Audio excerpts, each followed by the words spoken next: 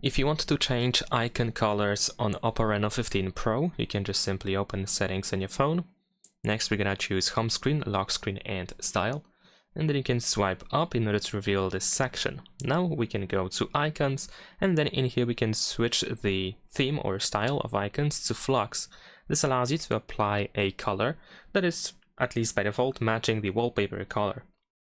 So you can choose any of these options that you wish to use. So let's say I'm gonna choose these ones over here. You can also switch from match wallpaper to adapt system colors. And of course, system colors can be changed by going to more over here.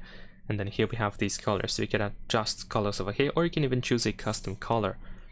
And besides that, of course, if you want to use these colored icons, you just have to use the apply button to save your changes.